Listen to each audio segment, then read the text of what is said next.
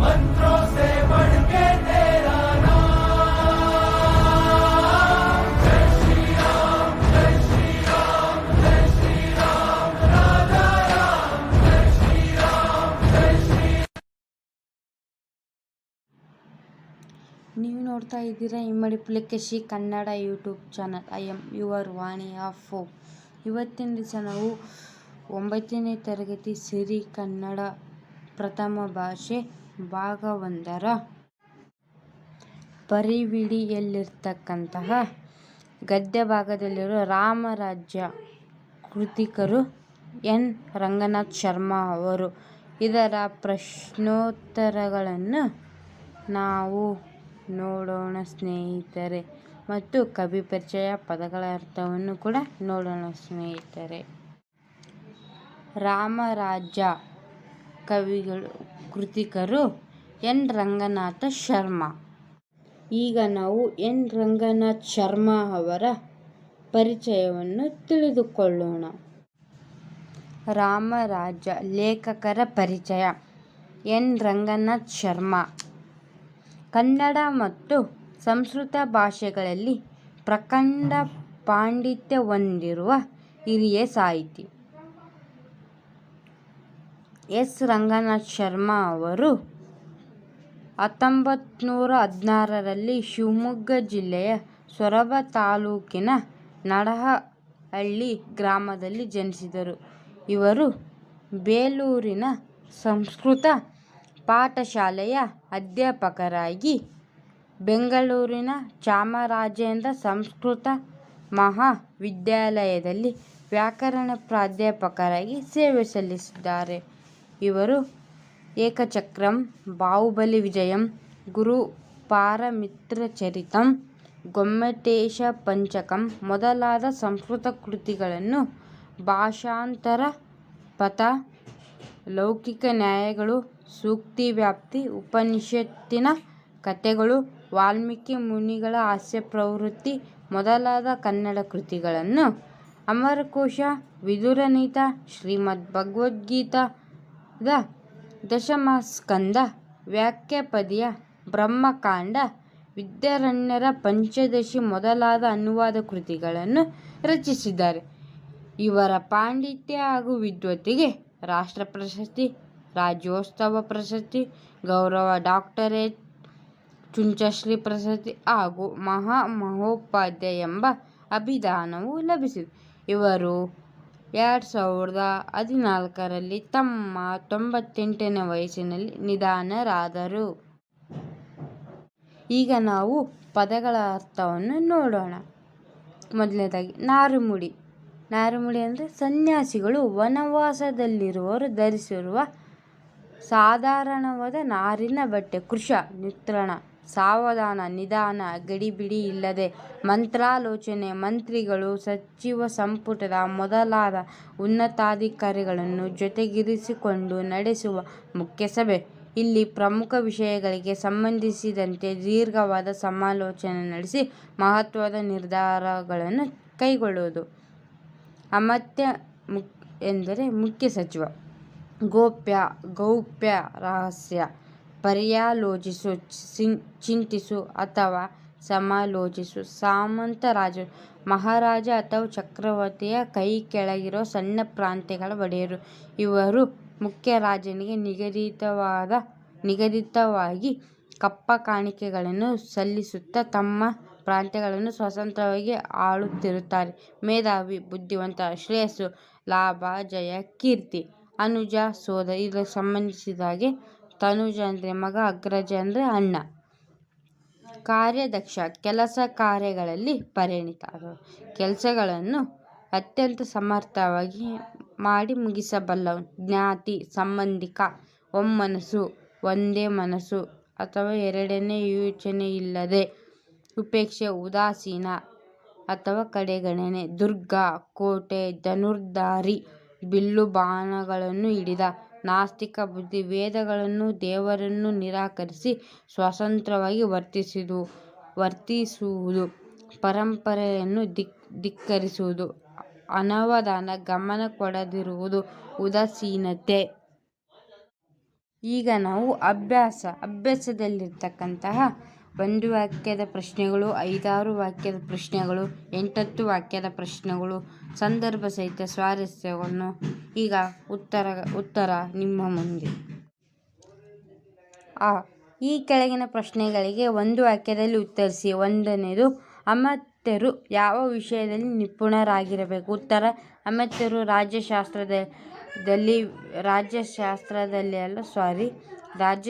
ವಿಷಯದಲ್ಲಿ ನಿಪುಣರಾಗಿರಬೇಕು. 2ನೇದು, ರಾಜನು ಯಾವ ಕಾರ್ಯವನ್ನು ಕೂಡಲೇ ಆಚರಣೆಗೆ ತರಬೇಕು? ರಾಜನು ಮಂತ್ರಾಲೋಚನೆ ಕಾರ್ಯವನ್ನು ಕೂಡಲೇ ಆಚರಣೆಗೆ ತರಬೇಕು. 3ನೇದು, ಕಷ್ಟಕಾಲದಲ್ಲಿ ಸಹಾಯಕ್ಕೆ ನಿಲ್ಲುವವನು ಯಾರು? ಉತ್ತರ: ಪಂಡಿತರು ಕಷ್ಟಕಾಲದಲ್ಲಿ ಸಹಾಯಕ್ಕೆ ನಿಲ್ಲುವರು. 4ನೇದು, ರಾಜನಿಗೆ ಮಹತ್ತರವಾದ ಶ್ರೇಯಸ್ಸನ್ನು ತಂದುಕೊಡಬಲ್ಲವನು ಯಾರು? ಉತ್ತರ: ಮೇಧಾವಿಯೂ ಶೂರನೂ ಕಾರ್ಯದಕ್ಷನೂ ರಾಜ್ಯಶಾಸ್ತ್ರ ವಿಶಾರದನೂ ಆದ ಸಚಿವನು ರಾಜನಿಗೆ ಮಹತ್ತರವಾದ ಶ್ರೇಯಸ್ಸನ್ನು ತಂದುಕೊಡಬಲ್ಲವನು. 5ನೇದು, ಜನರು ಅರಸನನ್ನು ಹೇಗೆ ತಿರಸ್ಕರಿಸಬಹುದು? ಉತ್ತರ: ಬಲಾತ್ಕಾರದಿಂದ ಕೆಲಸ ಮಾಡಿಸಿಕೊಂಡು ಶೋಷಿಸುವ ಯಜಮಾನನಂತೆ ಅರಸನು ವರ್ತಿಸಿದರೆ ಜನರು ತಿರಸ್ಕರಿಸಬಹುದು. 6ನೇದು, ದೇಶಕ್ಕೆ ದೊಡ್ಡ ಗಂಡಾಂತರ ತರಬಲ್ಲವರು ಯಾರು? ಉತ್ತರ: ದೇಶಭ್ರಷ್ಟಗೊಳಿಸಿದ ಶತ್ರುಗಳು ಮರಳಿ ದೇಶದೊಳಕ್ಕೆ ಸೇರಿಕೊಂಡರೆ ಅವರು ದೇಶಕ್ಕೆ ದೊಡ್ಡ ಗಂಡಾಂತರ ತರಬಲ್ಲವರು. 7ನೇದು, ಯಾರೊಡನೆ ಸಮಾಲೋಚಿಸುವುದು ರಾಜದೋಷ ಎಂದು ರಾಮನು ಹೇಳುತ್ತಾನೆ? ಉತ್ತರ: ಅನುಭವವಿಲ್ಲದ ಅವಿವೇಕಿಗಳೊಡನೆ ಸಮಾಲೋಚಿಸುವುದು ರಾಜದೋಷ ಎಂದು ರಾಮನು ಹೇಳುತ್ತಾನೆ. ಈ ಕೆಳಗಿನ ಪ್ರಶ್ನೆಗಳಿಗೆ 5-6 ವಾಕ್ಯಗಳಲ್ಲಿ ಉತ್ತರಿಸಿ. 1ನೇದು, ಮಂತ್ರಾಲೋಚನೆಯನ್ನು ಹೇಗೆ ನಡೆಸಬೇಕೆಂದು ರಾಮನ ಅಭಿಪ್ರಾಯ?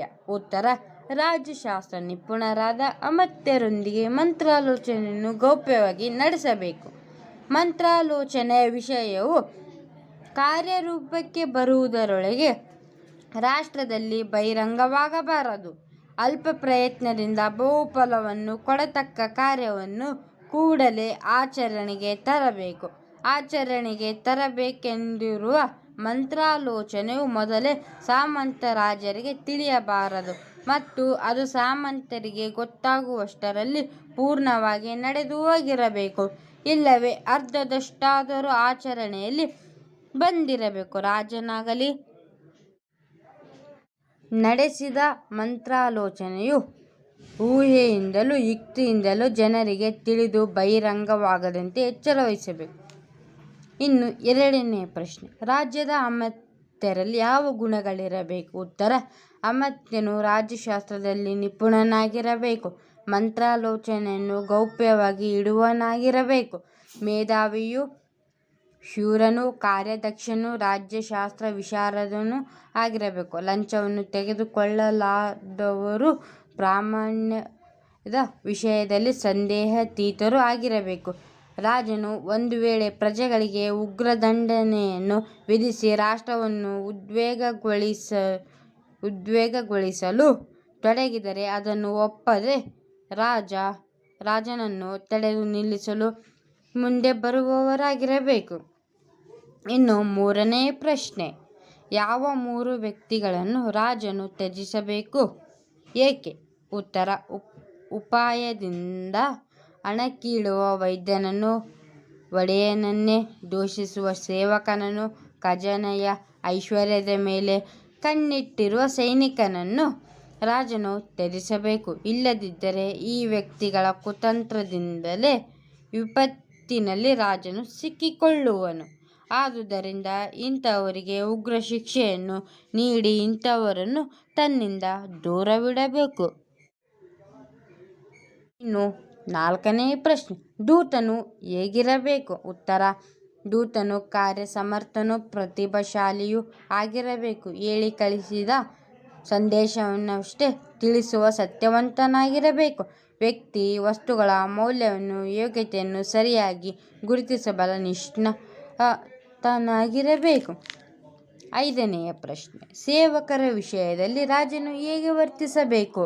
ಉತ್ತರ: ಸೇವಕರೆಲ್ಲರೂ ನಿರ್ಭಯವಾಗಿ ಬಂದು ರಾಜನೆದುರಿಗೆ ನಿಲ್ಲುವಷ್ಟು ಸಲಿಗೆಯನ್ನು ಕೊಡಬಾರದು ಅಥವಾ ಹತ್ತಿರವೇ ಸುಳಿಯದೆ ದೂರಕ್ಕೆ ಸರಿಯುವಂತೆ ಅಂಜಿಸಬಾರದು. ಅವರ ವಿಷಯದಲ್ಲಿ ಹೆಚ್ಚು ಸಲಿಗೆಯನ್ನು ನೀಡದೆ ಹೆಚ್ಚು ಅಂಜಿಸದೆ ಇವರೆಡರ ಮಧ್ಯೆ ನಡುದಾರಿಯನ್ನು ಕಾಯ್ದುಕೊಂಡು ರಾಜನು ಸೇವಕರ ವಿಷಯದಲ್ಲಿ ವರ್ತಿಸಬೇಕು. ಇನ್ನು 6ನೇ ಪ್ರಶ್ನೆ, ಖಜಾನೆಯನ್ನು ಹೇಗೆ ನಿಭಾಯಿಸಬೇಕೆಂದು ರಾಮನು ಹೇಳುತ್ತಾನೆ? ಉತ್ತರ: ರಾಜ್ಯದ ಆದಾಯವು ವ್ಯಯಕ್ಕಿಂತ ಹೆಚ್ಚಿರಬೇಕು. ರಾಜ್ಯದ ಬೊಕ್ಕಸದಲ್ಲಿ ರಾಜನು ಸಂಗ್ರಹಿಸುವ ಸಂಪತ್ತೆಲ್ಲವೂ ರಾಜ್ಯದ ಅಭಿವೃದ್ಧಿಯ ಕೆಲಸ ಕಾರ್ಯಗಳಿಗೆ ವಿನಿಯೋಗವಾಗಲಿ.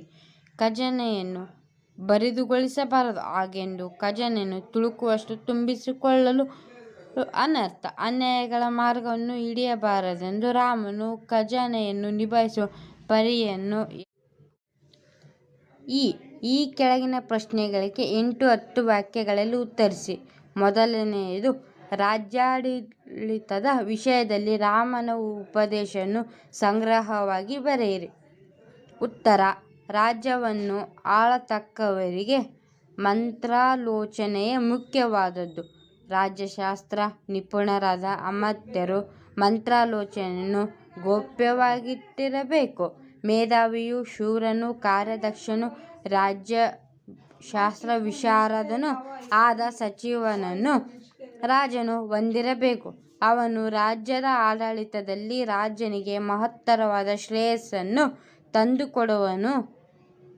ಅಧಿಕಾರಿಗಳನ್ನು ಅವರ ಕುಶಲತೆಗೆ ಯೋಗ್ಯತೆಗೆ ತಕ್ಕಂತೆ ನೇಮಿಸಿಕೊಳ್ಳಬೇಕು. ಶೂರನೂ ಧೀರನಾದ ರಾಜಭಕ್ತಿ ಹಾಗೂ ಕಾರ್ಯದಕ್ಷನಾದ ಸೇನಾನಾಯಕನನ್ನು ನೇಮಿಸಬೇಕು.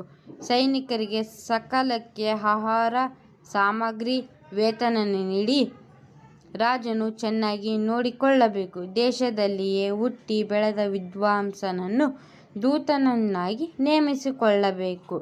ಶತ್ರು ಪಕ್ಷದಲ್ಲಿನ ಇಲಾಖೆಗಳನ್ನು ಗಮನಿಸಲು ಗೂಢಚಾರರನ್ನು ನೇಮಿಸಬೇಕು. ರಾಜ್ಯದ ಬೊಕ್ಕಸದಲ್ಲಿರುವ ಸಂಪತ್ತನ್ನು ರಾಜ್ಯದ ಅಭಿವೃದ್ಧಿ ಕೆಲಸ ಕಾರ್ಯಗಳಿಗೆ ವಿನಿಯೋಗವಾಗಿಸಬೇಕು. ಖರ್ಚಿಗಿಂತ ಆದಾಯವು ಹೆಚ್ಚಿರುವ ಹಾಗೆ ನೋಡಿಕೊಳ್ಳಬೇಕು. ರಾಜನು ಯಂತ್ರಜ್ಞರನ್ನು, ಶಿಲ್ಪಿಗಳನ್ನು, ಆಯುಧಗಳನ್ನು, ಧನುರ್ಧಾರಿಗಳಾದ ಸೈನಿಕರನ್ನು ಹೊಂದಿರಬೇಕು. ಇನ್ನು 2ನೇ ಪ್ರಶ್ನೆ, ರಾಜನಲ್ಲಿ ತಲೆದೋರಬಹುದಾದ 14 ದೋಷಗಳ ಬಗ್ಗೆ ವಿವರಿಸಿ. ಉತ್ತರ: ನಾಸ್ತಿಕ ಬುದ್ಧಿ, ಸುಳ್ಳು, ಸಿಟ್ಟು, ಅನಾವಧಾನ, ಚಟುವಟಿಕೆ ಇಲ್ಲದ ಕೆಲಸವನ್ನು ತಡ ಮಾಡುವುದು, ಪ್ರಜ್ಞರಾದ ಸಜ್ಜನರೊಡನೆ ಸೇರದಿರುವುದು, ಸೋಮಾರಿತನ, ಪಂಚೇಂದ್ರಿಯಗಳಿಗೆ ಅಧೀನವಾಗಿ ಇಂದ್ರಿಯ ಚಾಪಲ್ಯದಲ್ಲಿ ಮುಳುಗುವುದು, ಮಂತ್ರಿಗಳೊಡನೆ ಸಮಾಲೋಚಿಸದೆ ರಾಜ್ಯಕಾರ್ಯಗಳಲ್ಲಿ ತಾನೊಬ್ಬನೇ ನಿರ್ಧಾರವನ್ನು ತೆಗೆದುಕೊಳ್ಳುವುದು, ಅನುಭವವಿಲ್ಲದ ಅವಿವೇಕಿಗಳೊಡನೆ ಸಮಾಲೋಚಿಸುವುದು, ನಿಶ್ಚಯಿಸಿದ ಕಾರ್ಯಗಳನ್ನು ಆರಂಭಿಸದಿರುವುದು, ಮಂತ್ರಾಲೋಚನೆಯನ್ನು ರಹಸ್ಯವಾಗಿಡದೆ ಬಹಿರಂಗಪಡಿಸುವುದು, ಮಂಗಳಕರದ ಶುಭ ಕಾರ್ಯವನ್ನು ಮಾಡದಿರುವುದು ಹಾಗೂ ಎಲ್ಲ ಶತ್ರುಗಳ ಮೇಲೆ ಏಕಕಾಲದಲ್ಲಿ ಯುದ್ಧಾರಂಭ. ಇನ್ನು ಈ ಸಂದರ್ಭಸಹಿತ ಸ್ವಾರಸ್ಯವನ್ನು ವಿವರಿಸಿ. ಮೊದಲನೇ ಪ್ರಶ್ನೆ, 1000 ಮೂರ್ಖರಿಗಿಂತ ಒಬ್ಬ ಪಂಡಿತ ಲೇಸು. ಉತ್ತರ ಆಯ್ಕೆ. ಈ ಮೇಲಿನ ವಾಕ್ಯವನ್ನು ಡಾ. ಎನ್. ರಂಗನಾಥ್ ಶರ್ಮ ಅವರ ಶ್ರೀಮದ್ ವಾಲ್ಮೀಕಿ ರಾಮಾಯಣಂ ಕೃತಿಯ ಅಯೋಧ್ಯಕಾಂಡ ಸಂಪುಟದಿಂದ ಆರಿಸಿಕೊಳ್ಳಲಾದ ರಾಮರಾಜ್ಯ ಗದ್ಯದಿಂದ ಆರಿಸಿಕೊಳ್ಳಲಾಗಿದೆ. ಸಂದರ್ಭ: ರಾಜ್ಯದ ಆಡಳಿತವನ್ನು ನಿರ್ವಹಿಸಬೇಕಾದರೆ ಪಂಡಿತನ ಪಾತ್ರ ಎಂತಹುದು ಎಂಬುದನ್ನು ರಾಮನು ಭರತನಿಗೆ ವಿವರಿಸುವ ಸಂದರ್ಭದಲ್ಲಿ ಈ ವಾಕ್ಯವು ಬಂದಿದೆ. ಕಷ್ಟಕಾಲದಲ್ಲಿ ಪಂಡಿತನು ಸರಿಯಾದ ಉಪಾಯವನ್ನು ಬೋಧಿಸಿ ರಾಜನಿಗೆ ಹಾಗೂ ರಾಜ್ಯದ ಆಡಳಿತಕ್ಕೆ ಮಹತ್ತರವಾದ ಶ್ರೇಯಸ್ಸನ್ನು ತಂದುಕೊಡುತ್ತಾನೆ. 1000 ಮೂರ್ಖರನ್ನು ಆಡಳಿತದಲ್ಲಿ ಇಟ್ಟುಕೊಂಡಿದ್ದರೆ ಅದು ವ್ಯರ್ಥ, ಬುದ್ಧಿಯೇ ಸರಿ, ಅವರಿಂದ ಯಾವ ಪ್ರಯೋಜನವೂ ಇಲ್ಲವೆಂದು ರಾಮನು ಈ ಮೇಲಿನ ವಾಕ್ಯದಲ್ಲಿ ಹೇಳಿದ್ದಾನೆ. ಸ್ವಾರಸ್ಯ: ರಾಜ್ಯಾಡಳಿತದಲ್ಲಿ ಪಂಡಿತನ ಮಹತ್ವದ ಪಾತ್ರವನ್ನು ತಿಳಿಸಿರುವ ಬಗ್ಗೆ ಸ್ವಾರಸ್ಯಪೂರ್ಣವಾಗಿದೆ. ಇನ್ನು ಎರಡನೇ ಪ್ರಶ್ನೆ, ದೂತನು ಕಾರ್ಯಸಮರ್ಥನೂ ಪ್ರತಿಭಾಶಾಲಿಯೂ ಆಗಿರಬೇಕು. ಉತ್ತರ ಆಯ್ಕೆ. ಈ ಮೇಲಿನ ವಾಕ್ಯವನ್ನು ಶರ್ಮರು ಶ್ರೀಮದ್ ವಾಲ್ಮೀಕಿ ರಾಮಾಯಣಂ ಕೃತಿಯ ಅಯೋಧ್ಯಕಾಂಡ ಸಂಪುಟದಿಂದ ಆರಿಸಿಕೊಳ್ಳಲಾಗಿದೆ. ಸಂದರ್ಭ: ರಾಜ್ಯದ ಆಡಳಿತದಲ್ಲಿ ದೂತನು ಹೇಗೆ ಕಾರ್ಯಸಮರ್ಥನಾಗಿರಬೇಕೆಂಬುದನ್ನು ರಾಮನು ಭರತನಿಗೆ ವಿವರಿಸುವ ಸಂದರ್ಭದಲ್ಲಿ ಈ ವಾಕ್ಯವು ಬಂದಿದೆ. ದೇಶದಲ್ಲಿಯೇ ಹುಟ್ಟಿ ಬೆಳೆದಂತಹ ವಿದ್ವಾಂಸನು ಹೇಳಿ ಕಳಿಸಿದ ಸಂದೇಶವನ್ನು ತಿಳಿಸುವ ಸತ್ಯವಂತನಾಗಿ, ವ್ಯಕ್ತಿ ವಸ್ತುಗಳ ಮೌಲ್ಯವನ್ನು ಯೋಗ್ಯತೆಯನ್ನು ಗುರುತಿಸುವ ನಿಷ್ಣಾತನಾಗಿರುವವನು ದೂತನಾಗಿರಬೇಕೆಂದು ಹೇಳುವಾಗ ಈ ಮೇಲಿನ ಮಾತು ಬಂದಿದೆ. ಸ್ವಾರಸ್ಯ: ರಾಜನಾದವನು ಹೇಗೆ ಸೂಕ್ಷ್ಮಗ್ರಹಿಯಾಗಿ ದೂತರನ್ನು ನೇಮಕ ಮಾಡಿಕೊಳ್ಳಬೇಕೆಂಬುದು ಈ ಮೇಲಿನ ಸ್ವಾರಸ್ಯವಾಗಿದೆ. ಇನ್ನು ಮೂರನೇ ಪ್ರಶ್ನೆ, ನಿನ್ನ ಆದಾಯವು ವ್ಯಯಕ್ಕಿಂತ ಹೆಚ್ಚಿದೆ ತಾನೆ? ಉತ್ತರ ಆಯ್ಕೆ. ಈ ಮೇಲಿನ ವಾಕ್ಯವನ್ನು ಡಾ ಎನ್ ರಂಗನಾಥ್ ಶರ್ಮರವರ ಶ್ರೀಮದ್ ವಾಲ್ಮೀಕಿ ರಾಮಾಯಣಂ ಕೃತಿಯ ಅಯೋಧ್ಯಕಾಂಡ ಸಂಪುಟದಿಂದ ಆರಿಸಿಕೊಳ್ಳಲಾದ ರಾಮರಾಜ್ಯ ಗದ್ಯದಿಂದ ಆರಿಸಿಕೊಳ್ಳಲಾಗಿದೆ. ಸಂದರ್ಭ: ನೀನು ವೃದ್ಧರಿಗೂ ತರುಣರಿಗೂ ಸ್ನೇಹಪರನಾಗಿದ್ದೀಯಾ? ನಿನ್ನ ದುರ್ಗದಲ್ಲಿ ಧನ ಧಾನ್ಯ ಜಲಗಳು ಸಮೃದ್ಧಿಯಾಗಿವೆ ಎಂದು ಹೇಳುವ ಸಂದರ್ಭದಲ್ಲಿ ಈ ಮಾತನ್ನು ರಾಮನು ಹೇಳುತ್ತಾನೆ. ಆದಾಯವು ವ್ಯಯಕ್ಕಿಂತ ಹೆಚ್ಚಾಗಿರಬೇಕು. ರಾಜ್ಯದ ಬೊಕ್ಕಸದಲ್ಲಿ ಸಂಗ್ರಹಿಸುವ ಸಂಪತ್ತೆಲ್ಲವೂ ರಾಜ್ಯದ ಅಭಿವೃದ್ಧಿಯ ಕೆಲಸ ಕಾರ್ಯಗಳಿಗೆ ಖಜಾನೆಯನ್ನು ಬರಿದುಗೊಳಿಸಬಾರದು. ಬರಿದಾಗಿದೆ ಎಂದು ತುಳುಕುವಷ್ಟು ತುಂಬಿಸಿಕೊಳ್ಳಲು ಅನರ್ಥ, ಅನ್ಯಾಯಗಳ ಮಾರ್ಗವನ್ನು ಹಿಡಿಯಬಾರದು ಎಂದು ಕೇಳುತ್ತಾ ನೀನು ಹೇಗೆ ಮಾಡುತ್ತಿರುವೆ ಎಂದು ಭರತನನ್ನು ಪ್ರಶ್ನಿಸುವ ಸಂದರ್ಭದಲ್ಲಿ ಈ ಮೇಲಿನ ಮಾತು ಮೂಡಿಬಂದಿದೆ. ಸ್ವಾರಸ್ಯ: ಇಲ್ಲಿ ಧನವನ್ನು ಹೇಗೆ ನಿಭಾಯಿಸಬೇಕು ಎಂಬ ಅಂಶವು ಸ್ವಾರಸ್ಯಪೂರ್ಣವಾಗಿ ಮೂಡಿಬಂದಿದೆ. ಇಲ್ಲಿಯವರೆಗೆ ನೀವು ಇಲ್ಲಿರ್ತಕ್ಕಂತಹ ಎಲ್ಲ ಪ್ರಶ್ನೆಗಳಿಗೆ ಉತ್ತರವನ್ನು ನೋಡಿದ್ದೀರಿ. ನಾವು ನಿಮಗೆ ರಾಮರಾಜ್ಯ ಪಾಠದಲ್ಲಿ ಪ್ರಶ್ನೋತ್ತರಗಳು, ಕವಿ ಪರಿಚಯ, ಪದಗಳ ಅರ್ಥವನ್ನು ತಿಳಿಸಿದ್ದೇವೆ. ನಮ್ಮ ವಿಡಿಯೋ ವೀಕ್ಷಿಸಿದ್ದಕ್ಕಾಗಿ ಧನ್ಯವಾದಗಳೊಂದಿಗೆ ಈ ವಿಡಿಯೋವನ್ನು ಮುಗಿಸುತ್ತೇನೆ. ಧನ್ಯವಾದಗಳು. ಥ್ಯಾಂಕ್ ಯು ಫಾರ್ ವಾಚಿಂಗ್ ಸ್ನೇಹಿತರೆ. ಮತ್ತೆ ಸಿಗೋಣ.